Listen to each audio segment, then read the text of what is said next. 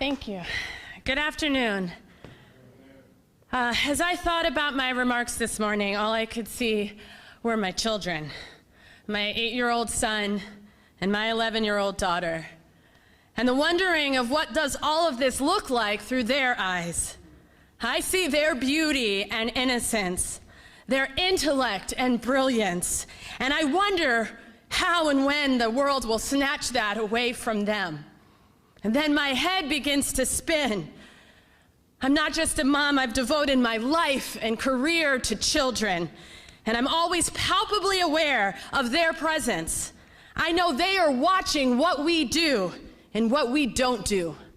They are watching what we say and what we don't say. Every moment is instructive to children, and they are listening for something. And if they only hear silence, their heads are filled with noise. And this noise can be fear, it can be depression, it can be complacency, it can be grief. And while, like Brother Herndon said, I don't condone the looting or the vandalism, I know that it is a symptom and not a problem. And I know that for me, it personifies how I feel inside. And I wonder sometimes if this is an opportunity to help my children see this. That as wrong as it may be, it is a symbol of our shattering, our devastation, our internal beating every time we see a life lost like George Floyd. George Floyd called out to his mother. His cry reaches the heart of all of us moms. And we see our sons and daughters, and we are in shambles. But I do think there is hope. And I think there is hope because I come from a people who carry hope across generations. A people who, despite devastation and terrorization and oppression, have written spirituals that lift this whole nation up in hope. A people that have strengthened the very fiber of our being, even when forces are taking away our breath. I also think there is hope because I study neuroscience and psychology and child development, and these things tell us we can create a new narrative. But as mothers and fathers and educators, we have to be intentional. It does not happen by chance. Our brains are incredible, miraculous things that can be wired and rewired by the words and actions that we do. They call this neuroplasticity. And the science tells us that our children are not born hating other children or rendering certain people invisible. This happens over time. Every circumstance is a data point that forms an idea. Watching a black boy in preschool get kicked out of class repeatedly is a data point. Pretending as though the founding of our country did not come at the hands of genocide is a data point. Silence in the aftermath of killing is a data point. And these data points form ideas, and these ideas form schema. And this schema dictates behavior.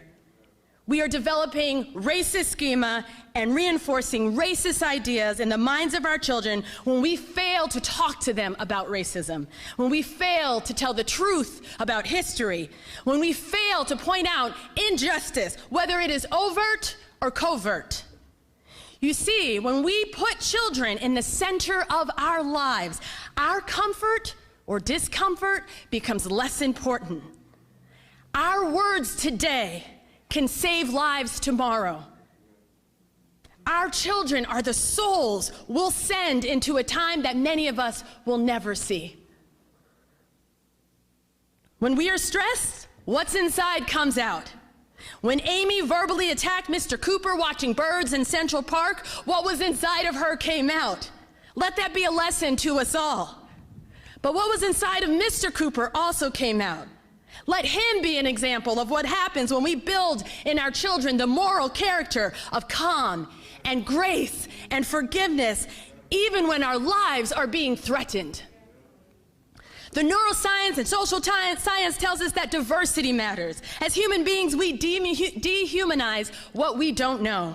We fear what we don't understand. Our brains will rely on the data derived by sound bites and stereotypes instead of facts when we don't have real people of different races and backgrounds in our lives.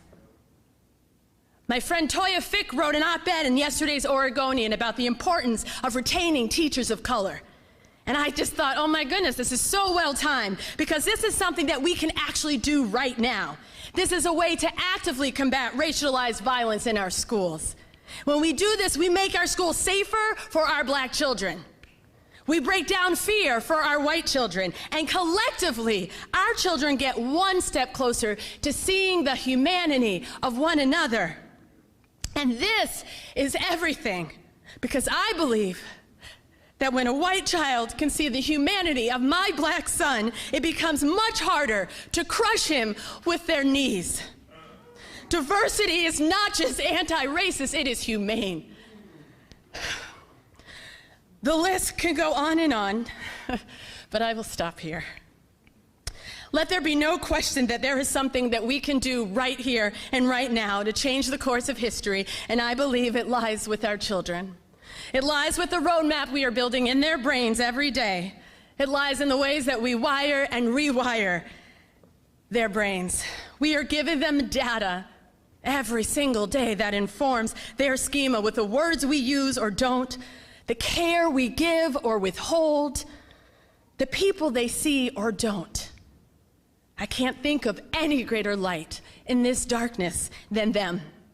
So let's collectively illuminate their lights, strengthen them to understand the tenuous tentacles of racism so they can dismantle them.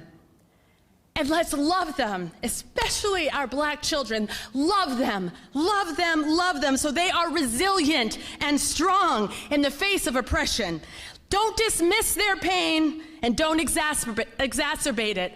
Talk up to them and don't talk down to them. Collectively, let's do what it takes to build in our children a foundation that can effectively disrupt the patterns of injustice and destroy the strongholds of hatred that brings us all here today. Children, I do believe, are not just the future. I believe they are our greatest hope. Thank you.